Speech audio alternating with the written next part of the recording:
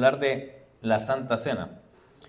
Y para iniciar voy a leer el texto que sale en Lucas 22, 14, 20, que dice: Cuando era la hora, se sentó a la mesa y con él los apóstoles, y les dijo: ¿Cuánto he deseado comer con vosotros esta Pascua antes que padezca? Porque os digo que no la comeré más hasta que se cumpla en el reino de Dios. Y habiendo tomado la copa, dio gracias y dijo: Tomad esto y repartidlo entre vosotros, porque os digo que no beberé más del fruto de la vid hasta que el reino de Dios venga.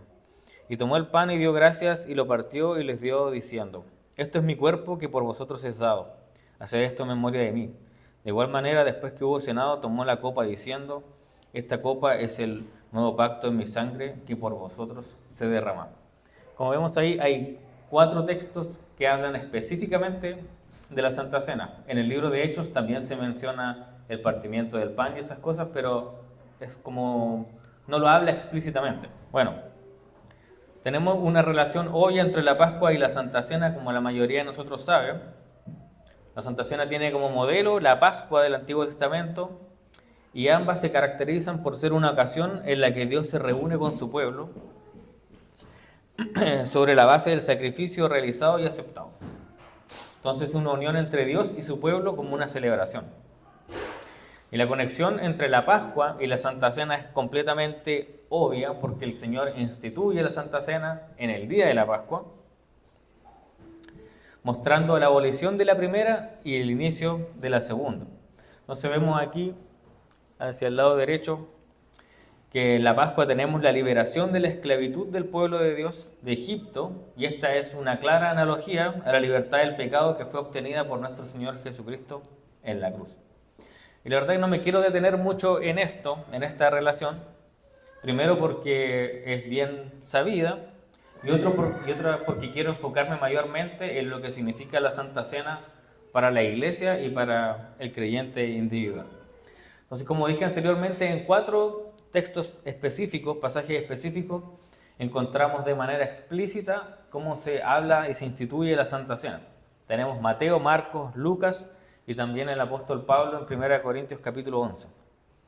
Entonces, en estos pasajes vemos cómo el Señor instaura este mandato, ordena el sacramento que se mantenga en el tiempo hasta su regreso. Y el significado esencial de la Santa Cena es obviamente la muerte de Cristo, y donde el Señor muere por los pecados de su pueblo.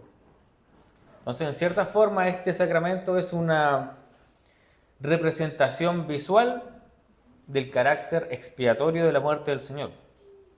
El Señor ha sido, como sabemos, totalmente sabio, y ha dejado este sacramento de una manera visual y tangible para nosotros, para que seamos fortalecidos incluso también por medio de nuestros sentidos.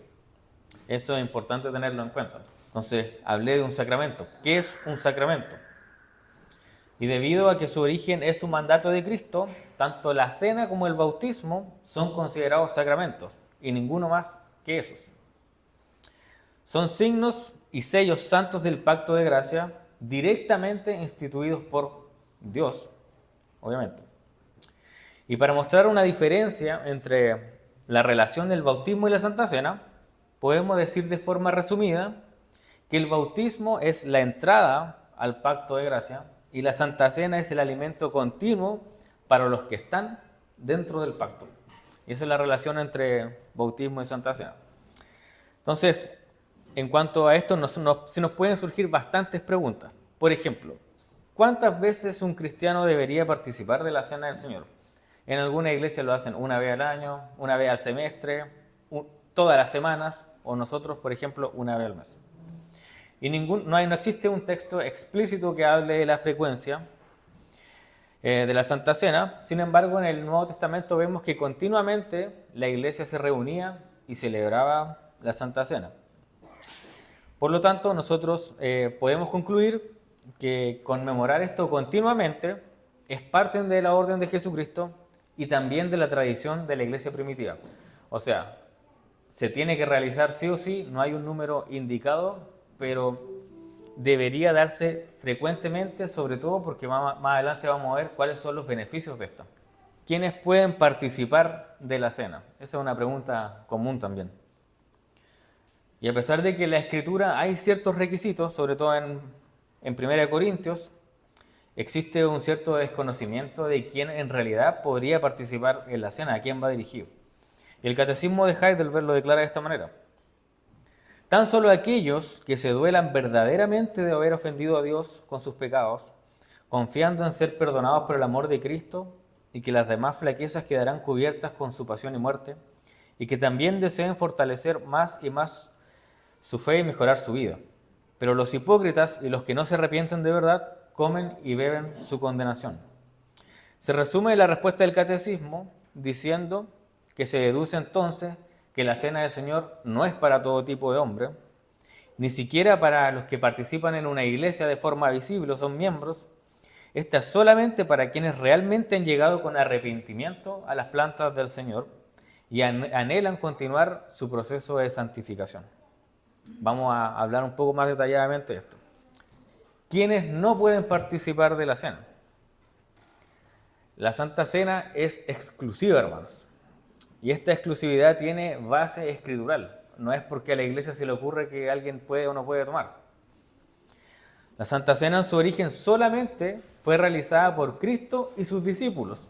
No fue una invitación abierta a todos los seguidores o al que quisiera venir. Primero hay que tener eso en consideración.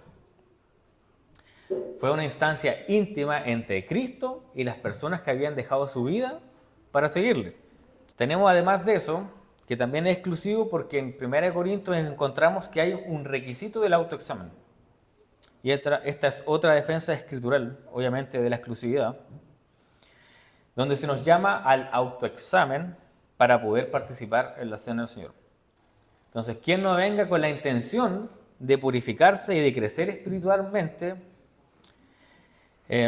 y aunque no venga con esta intención y de igual forma ingiere los alimentos, se condena a sí mismo. En otras palabras, está cometiendo un pecado y debería abstenerse de participar. Pero vamos a ser aún más explícitos en este tema.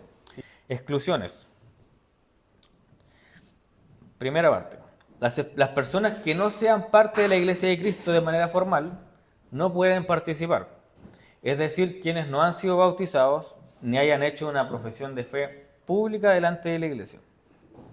Hay que recordar que cuando nosotros realizamos el sacramento aquí en la iglesia, el pastor hace un llamado a todas las personas bautizadas, independiente de que sean miembros de esta congregación o no.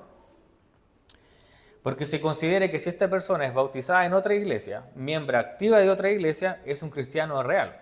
Y nosotros no deberíamos meternos más allá de eso.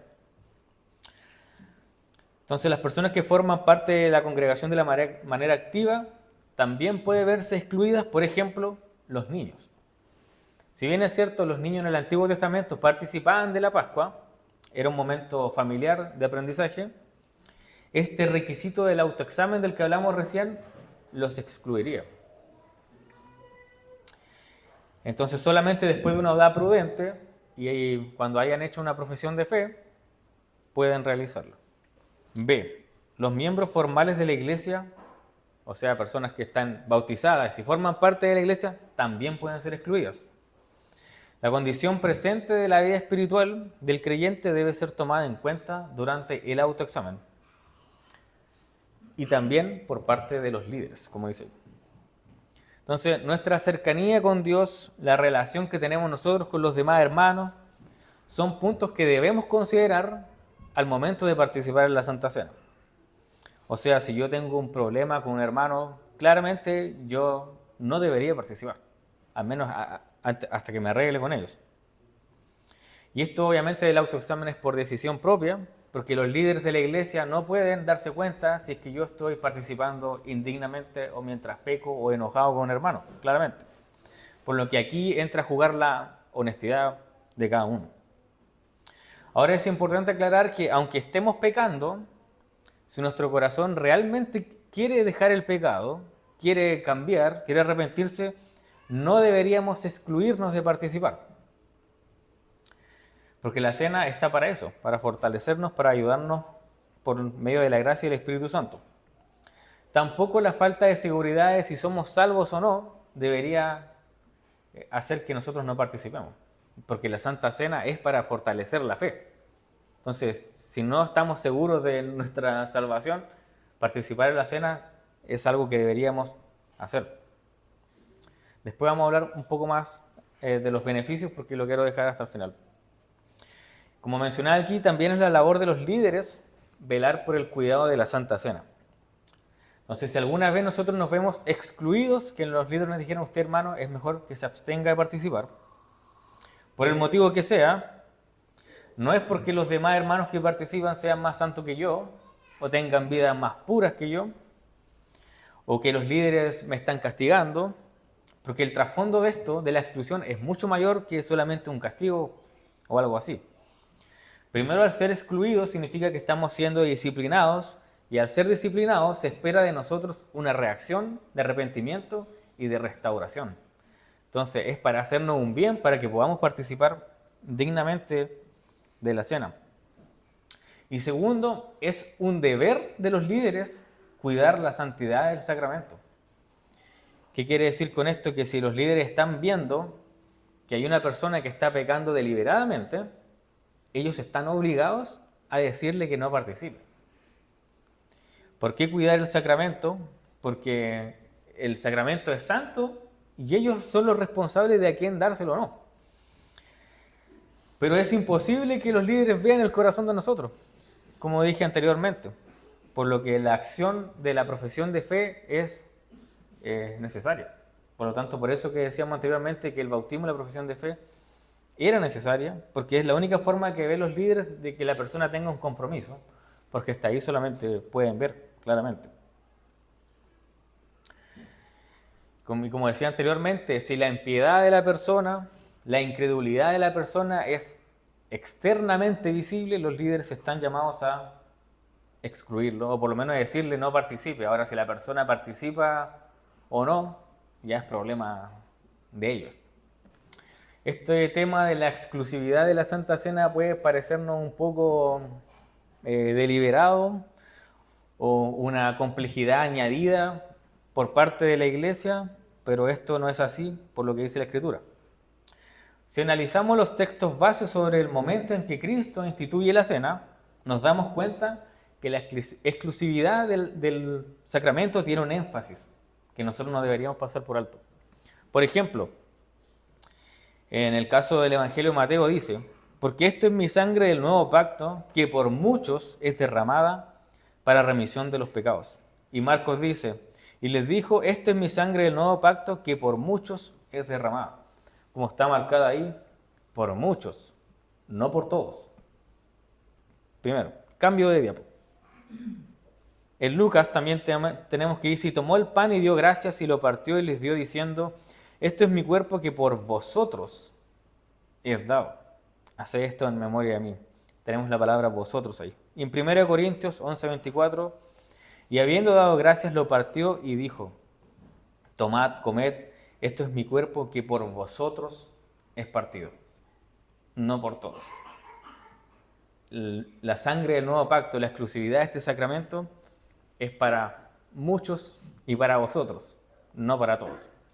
Incluso aquí podríamos hablar de que refuerza el tema de que Cristo no murió por todos, porque aquí está diciendo explícitamente que fue por muchos o por vosotros, pero no por todos. Y si había un momento perfecto para hablar de por quién Cristo iba a entregar su sangre, era en este momento. Y no usa la palabra todos. Entonces vemos que estas palabras dentro de estos 4 pasajes, que son los que habla de la Santa Cena, declaran exclusividad del sacramento. ¿Qué pasa con los que participan indignamente? 1 Corintios 11, 29, 30 dice, porque el que come y bebe indignamente, sin discernir el cuerpo del Señor, juicio come y bebe para sí, por lo cual hay muchos enfermos y debilitados entre vosotros, y muchos duermen. Así como los que participan con arrepentimiento real y fe reciben gracia, los que lo hacen indignamente reciben juicio. Y el apóstol Pablo, como acabo de leer, incluso habla de que este juicio se manifiesta de forma física. Dice que hay gente que muere, hay gente con debilidad, con enfermedad. Y tal vez hoy día nosotros no veamos algo así como tan claro como lo que declara Pablo, pero sí, si lo llevamos a la práctica, es probable que el que lo hace indignamente tenga consecuencias espirituales graves. Por ejemplo, verse más endurecido, tener un mayor rechazo al Evangelio, y son consecuencias que nosotros podríamos ver de que alguien, obviamente que son imposibles de ver a los ojos, pero son consecuencias que pueden ocurrir para alguien que participa en el sacramento de forma indigna. Y ahora voy a hablar de los beneficios de la cena. Entonces la Santa Cena tiene un carácter espiritual, donde los verdaderos creyentes, es decir, los que han nacido de nuevo, reciben nutrición espiritual. Hay que recordar también que este es uno de los medios de gracia que fueron dispuestos para nosotros para crecer como cristianos, para ser fortalecidos hasta que vuelva al Señor, para crecer en santidad. En este medio de gracia, este beneficio es recibido por nosotros porque existe una unión real con Cristo en el momento de participar en la cena. Se estrecha la comunión entre nosotros y el Señor. Y esta es la razón por la que nosotros obtenemos beneficio. Y este beneficio nosotros lo obtenemos porque Cristo está realmente presente durante la Santa Cena con nosotros.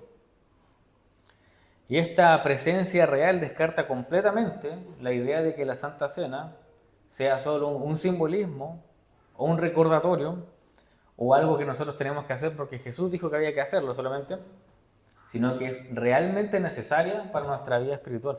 Vemos que según Calvino el sacramento queda relacionado no nada más con la obra pasada de Cristo, que es lo que significaría recordar lo que hizo, con el Cordero que murió, sino también con la obra actual y espiritual de Cristo, con el Cristo que está vivo en gloria. O sea, no es algo que nosotros vemos hacia atrás, sino algo que está ocurriendo ahora, en este momento.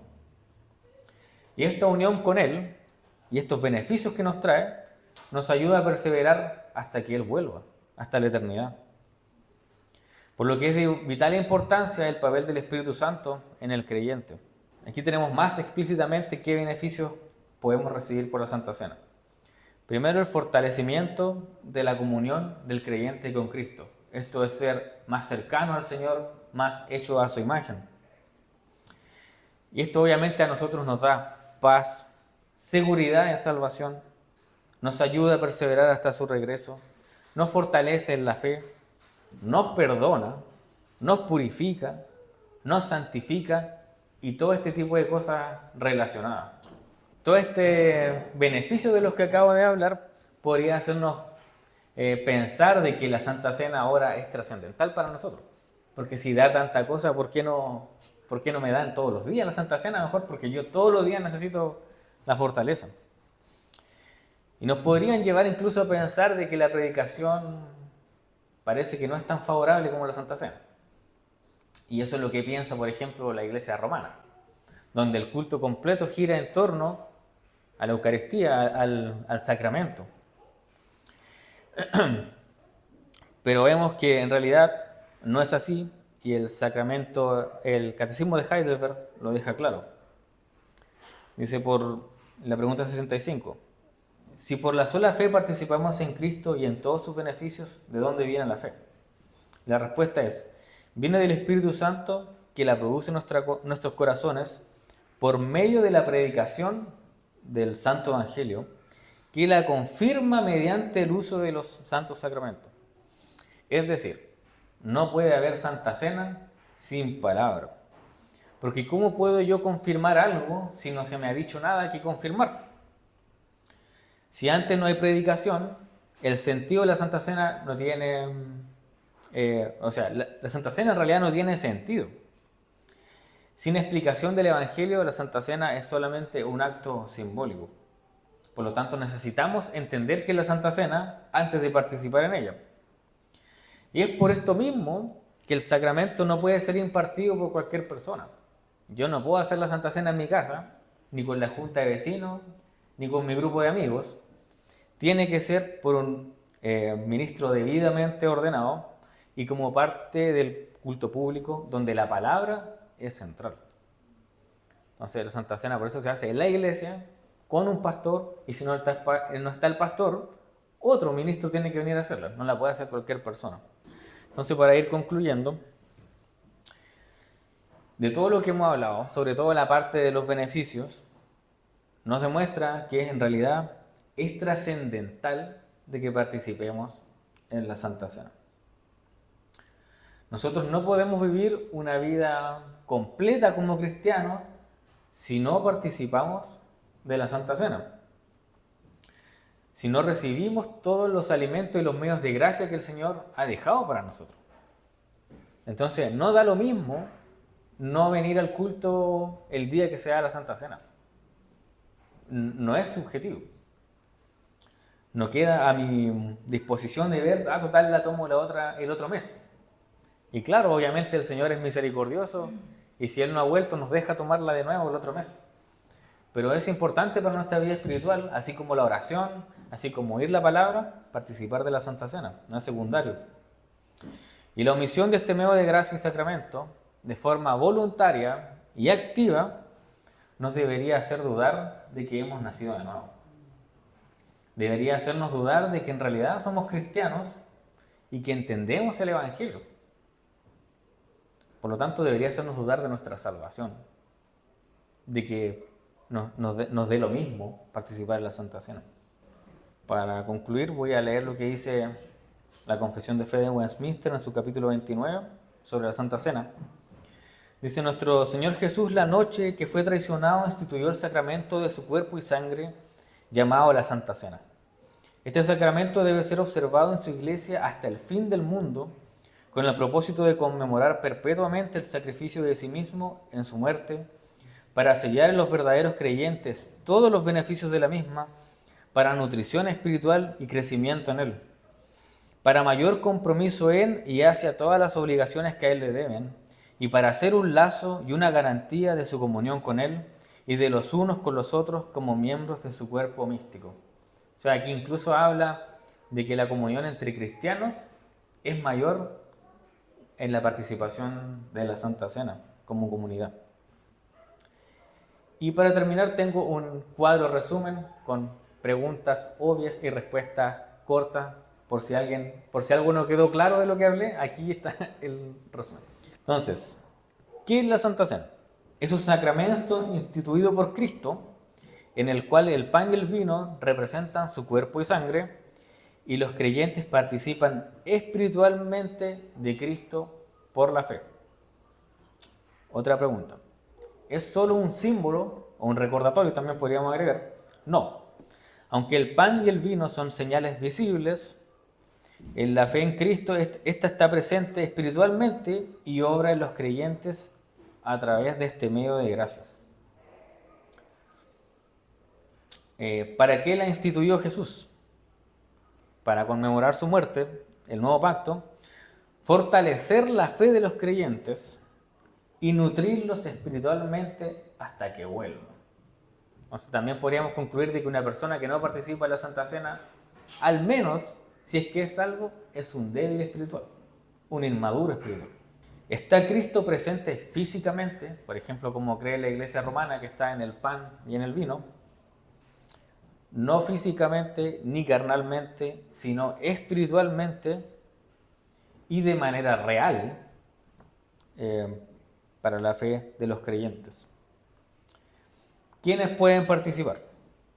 Solo quienes han sido bautizados, profesan fe en Cristo públicamente y han examinado su corazón para participar dignamente. ¿Qué pasa si participo indignamente? Comer y beber indignamente acarrea juicio porque se desprecia el sacrificio de Cristo, porque no se entiende el sacrificio de Cristo. ¿Cada cuánto tiempo se debe celebrar la Santa Cena? La Biblia no fija una frecuencia exacta, pero debe celebrarse regularmente en la iglesia. ¿Puede celebrarse en cualquier lugar? No, debe ser en el contexto de la congregación reunida y administrada por ministros legítimos. Y finalmente, ¿qué relación hay entre el bautismo y la Santa Cena? Ambos son sacramentos instituidos por Cristo el bautismo es la entrada al pacto y la Santa Cena es el alimento continuo para los que están en el pacto.